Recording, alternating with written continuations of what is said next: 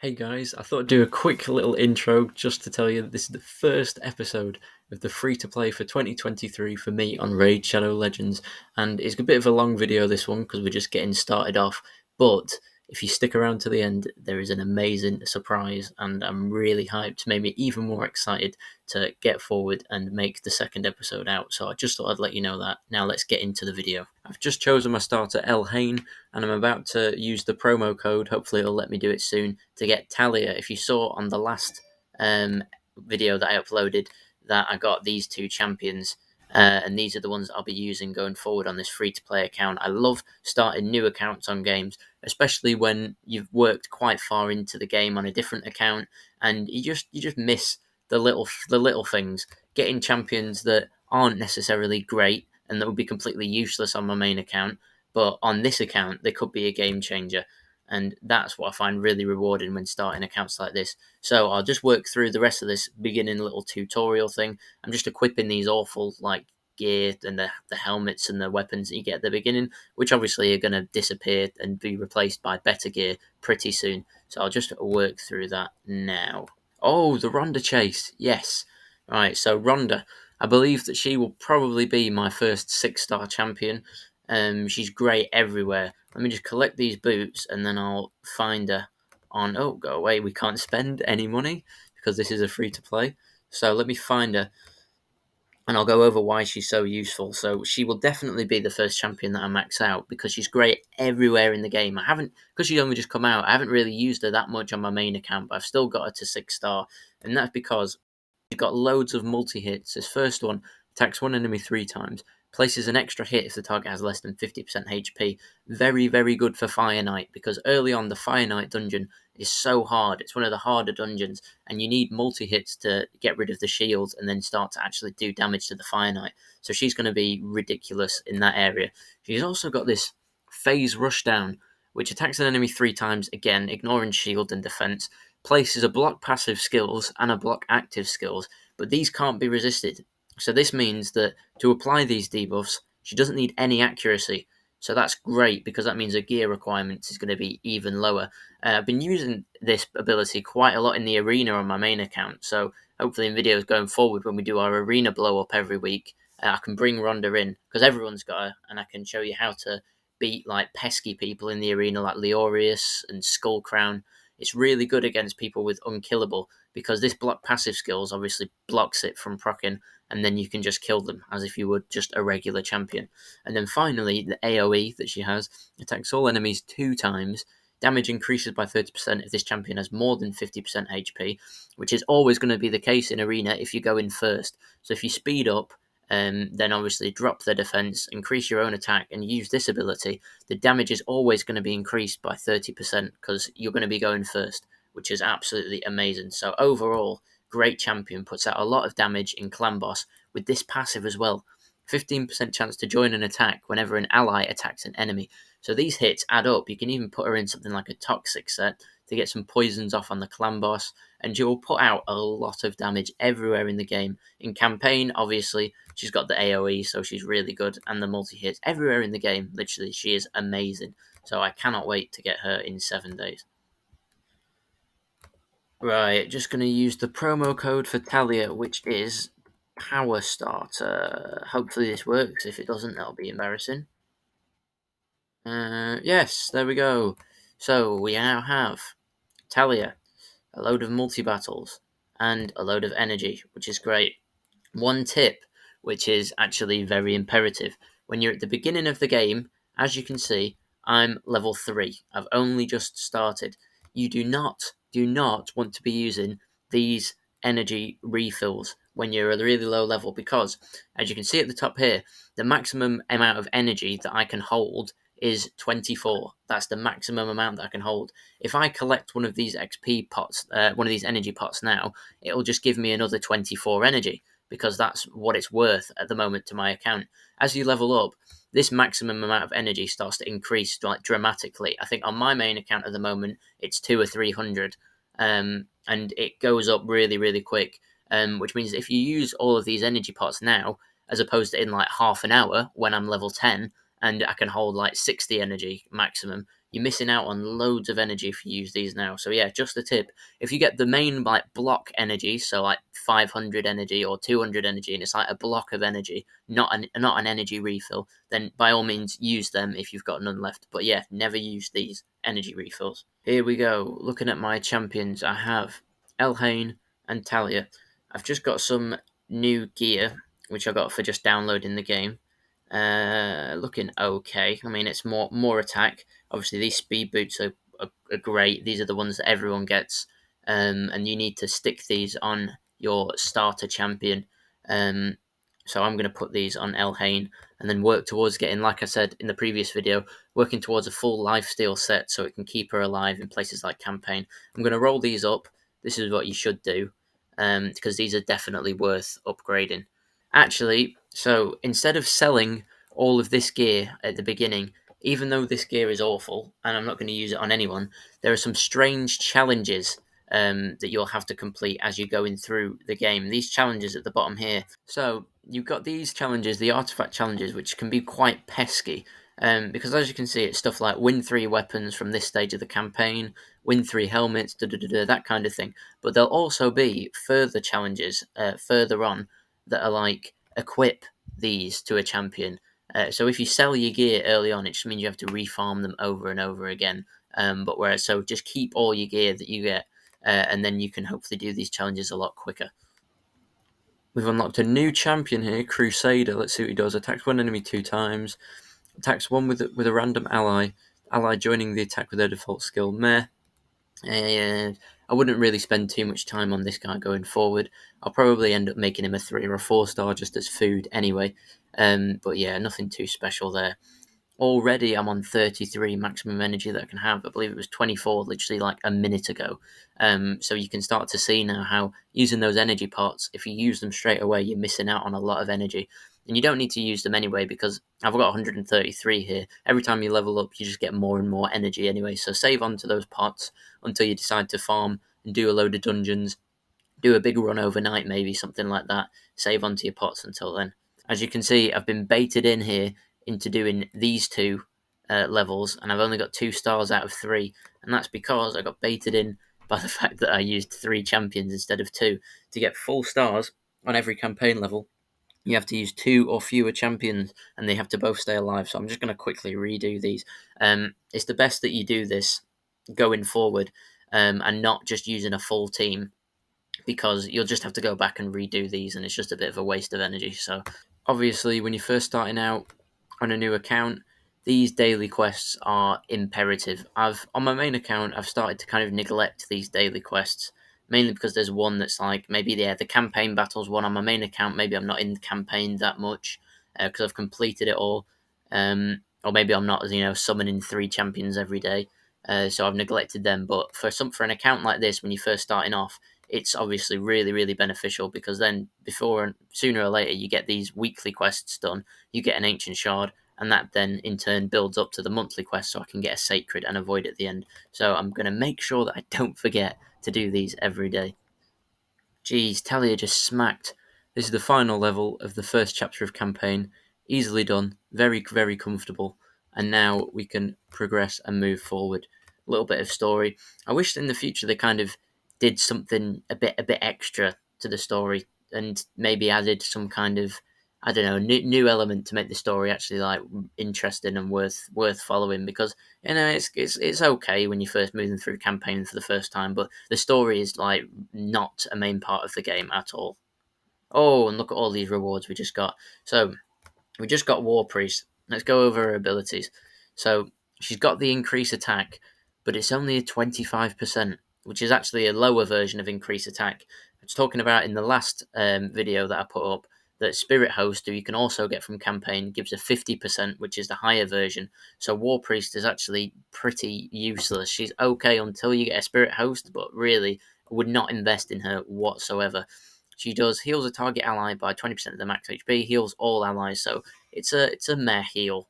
It's mediocre, but I would never ever make her a 5 or a 6 star even, and a little very, very small chance to freeze on the A1. So yeah, I would not be wasting my time with her. I'll be putting all of this offense gear on either Elhain or Talia, and then just be kind of upgrading my gear as I go forward. When you're gearing your starter champions, obviously Talia is essentially a starter champion for me, and she's an attack champion, so she does the exact same job as Elhain, so I'm gearing her in the same way. You want attack percentage on the chest plate, you want speed on the boots, and you want crit rate on the gloves. Obviously, we've landed well with an attack percentage on this chest, but these boots and these gloves not going to be very good, so I'm not going to really bother rolling these up. So I'm going to be looking for them, and in campaign probably end up farming some speed boots from when I progress a bit further in campaign. Going to be getting some lifesteal boots from the Valdemar Strait and looking for speed boots there. You get one pair from the daily login reward, which I've stuck on Elhain, but I need some more for my other champions if I want to kind of progress, because people neglect the arena at the start of the game, but the earlier that you can do it, you'll get stuck on specific missions. And what I find is the only really hard missions when you're trying to get Arbiter are always to do with your Great Hall. So you have to go on your Great Hall, and you obviously have to upgrade your Great Hall using your arena medals. And if people haven't been doing arena and they don't have their arena medals stocked up, it takes ages to actually get them stocked up. It's not an instant thing like complete this level of a dungeon. It's not something you can instantly do. So the quicker you do this, the better. And how I would advise building your Great Hall is I would start off upgrading everyone's defense. It depends on the main champions that you have. Obviously, all the starters are magic affinity, so magic defense is a good way to start things off. Accuracy, also very good, and then crit damage, because defense will benefit every single champion. Whereas if you have like a HP champion or a defense champion that don't need any attack, then the attack's not going to be very beneficial. So I would go defense first for sure, depending on if you might get a champion quite early on. Maybe you're lucky and get an early legendary or an early really good epic, and in which case I would pick their affinity, whatever matches up, and go with the defense down that route for sure. Oh, we've unlocked clans. I might just join any random clan. Obviously, I won't be doing clan boss at the moment because I won't really have a team. So I'll probably just auto join a random clan. But basically, if you're not in a clan, well, you have to be, because it unlocks clan boss, and clan boss is where all of your consistent rewards are going to be coming from, because it's every day. And if you're completing some of the higher chests every day, it's a chance, a sacred shard, a couple of ancient shards at least. I'm getting at least an ancient shard every day on my main account because of clan boss. So obviously that is a necessity when you're starting a new account. Yeah, here we go. Equip a support type champion with 4 life artifacts. So this is why you need to keep your war priest for now. Go away. So many offers popping up. You can go to your support champion. You'll be able to see it's here at the top right. War priest, and I'll just give her all of these artifacts because I'm not going to be using these in the future anyway. So there we go. HP percent gloves is not actually bad. HP chest, not bad either. Nice. Mission completed loads there. Wow. Obviously, when you start a champion and any attack type champion, mainly you're focusing on crit rate, getting your crit rate to 100%, and then after that you can focus on getting crit damage. Obviously, if you can pick up some crit damage along the way anyway, like I just did there, brilliant, that's a bonus. The 3 stats you need really: attack, crit rate, and crit damage. Speed, very important as well. Accuracy on Elhain isn't important at all, because if you look at her skills, attacks all enemies, attacks all enemies again, and then just attacks. She does not place in any debuffs. So for champions that don't place any debuffs, you don't need accuracy at all. So that means you can get gear that is more catered to attack and your crit rate and that kind of thing. And Shield Guard! Dub!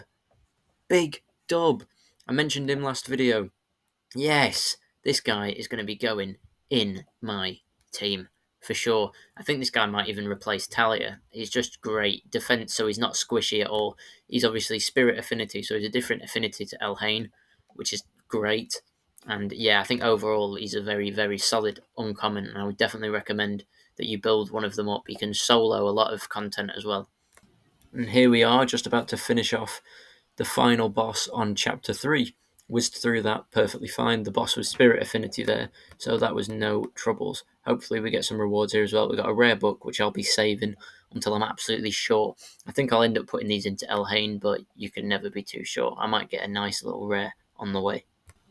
If you find it that you get to a tougher campaign stage and everyone keeps dying, then just take it off auto and just manual it. Make sure you're saving your abilities for the next wave. Like here, I could easily use Valley of Death here and take both these guys out. I'm going to save it because I know that I'll need it at the start of the next wave. Right, so I've decided I'm going to have to try and ascend Elhain and get her leveled up quite a bit more because I've faced my first sticking point on Felwyn's Gate, Chapter 5 in the campaign, Stage 2. That's the first kind of tricky campaign level that I've come up against so far. So I'm going to try and now go on the dungeons, go in the Magic Keep, hopefully get some potions. It means that at least Elhain and Talia are both at the same affinity, so this will be good to get potions for them both at the same time. Right, so now I've managed to get enough potions finally to ascend Elhain, so I'm going to ascend her. Gets a few more stats there. I'm also going to ascend my shield guard. Hopefully I can actually ascend him a couple of times. Yeah, I can. And then I'll try and rank him up a bit and get him to level 3 as soon as I can. Boom! Thanks to Shield Guard there, managed to complete Stage 3 of the Force Keep. That was a tough one because a lot of my champions, obviously Elhain and Talia, are both magic affinity, so they were weak to that dungeon. So I had to do that a couple of times, and Shield Guard managed to come in clutch and get us through. So now we can mop up the rest of this, claim those, and boom, we've got our first Ancient Shard. Now I'm also, in the meantime, almost got this Ancient Shard here from the campaign. So I'm just going to push forward a little bit more and then hopefully we should be able to open 2. And it's the only artifact that I've got so far that's worth taking to level 12 and spending the silver on, because they're good speed boots with some decent substats as well. So hopefully that should give me, yes, some more crit rate. Brilliant. And now I'm going to edit Talia's gear a bit as well and just keep going, give her a bit more defense, give me the extra edge that I need to be able to get through this last campaign stage. Brilliant, now we're in Bronze 2 in Arena, and as you can see, something that people might not really take a notice of, but when you go up a rank in Arena, it gives you these bonuses, which affect all the champions in your account. Before it was at 1% across the board, now because I'm in Bronze 2, it's 2%. Obviously not a lot at this point in time, but if there's a particular dungeon or a campaign stage that it's really close, but you're failing every time, you can't quite beat it because maybe your champions are a bit too squishy, this is going to be big and it could give you the slight edge that you need to get through that stage. Boom, we've done it. We just about managed to do it. I still couldn't 3-star this second stage. This stage 2 has by far been the hardest stage that I've come up against so far, but everything else is going alright. Now, to end the video, the first episode of the free-to-play, we're going to do it. Why not? We're going to open 2 Ancient Shards. There's no ×2 chance or anything, so ideally this isn't the time that we should open these, but at the start of a brand new account, I feel like it's just better to get a good group of starter champions so you've actually got something to go off. So I would, as soon as you get these shards, I would pull them because then you've got something to work on. And then as you have a good group of like 4 or 5 champions, then I'd start to hold them and hold on to your shards until there's increased rates. So without further ado, the first Ancient Shard of the free-to-play. As expected, it's a rare. Who are you? Halberdier. Increase crit damage by 40%? What? That's a crazy passive. That is a mad passive. What does he do, though? Attacks one enemy, no shield and block damage. Attacks one enemy, places... Alright, I'll hold on to him, or he might end up being food. But no wonder he's just a rare, because that is a crazy good passive. But his abilities are absolutely awful. Maybe he hits hard, but who knows. Anyway, second rare. First one was disappointing. A legendary? Who? Arix! Arix! I have never used this legendary. I've never pulled him. Don't know what he's about. Or her. It's probably a her, isn't it? Looks like a her. Don't have it on my main account. Oh my god. HP means that he's going to be quite tanky. Going to be able to keep her alive fairly easy. Let's go through this. Attacks all enemies on the A1. Has a buff removal chance. Decent. I mean, it's not the best A1, but it's an AoE A1, which is incredible. A2. Thornchain Melisson attacks all enemies again. Wow, this is mad. Has a 50% chance of placing a stun. Transfers a random debuff from this champion to the target to receive stun. Okay, it's okay. It's not the best. It's all right. It's just all right. This is looking like a stun set because 2 AOE's. This is looking definitely like a stun set. Is there a support ability on here? a 50% ally protection and a counter attack. Ally protection is an amazing skill, especially at this level that we're at, where our champions, as you can see from like the video so far, Elaine and Talia, they keep going down. They don't have enough health. Ally protection will keep them alive. This looks like Arix could be an insane carry for campaign, and then a passive as well, Cynical, fills the turn meter by 5% each time an ally inflicts a critical hit. Wow. As long as we max out the crit rate on everyone else, this is going to be crazy. Heals this champion as well each time an enemy inflicts a critical hit. Not bad. Looks like not an absolute game breaking legendary. Doesn't look like one of the better ones at all, but she looks decent. She looks, and I mean, the second ever Ancient Shard on a free to play. Wow, just wow. So far, this is what the squad's looking like at the end of the video. We've got Arix, who I'm going to definitely put all my best gear on. Hopefully she can be a carry. Talia here, I've just put all of the offense gear on her so far. She's got quite high attack. She's able to get through the campaign quite easily, but the defense is lacking still. And Elhain, put some miscellaneous gear on her as well, similar to Talia. They do exactly the same job. So I can pair one of these, whoever turns out to be my preference, with Arix, and then that will be amazing for campaign. And we also fully ascended Shield Guard to level 3. I've just thrown some gear on him, nothing ridiculous for the time being, but I'm going to focus on him a bit more in the future. So, wow, what a way to end the video. Thank you so much for watching this, guys. Hopefully you had fun. That was an amazing end, and a reward for anyone who stuck through to the end. So I'm really hyped now for the second episode, which I'll get as soon as I can, hopefully tomorrow. So thanks for watching, guys, and I'll see you next video.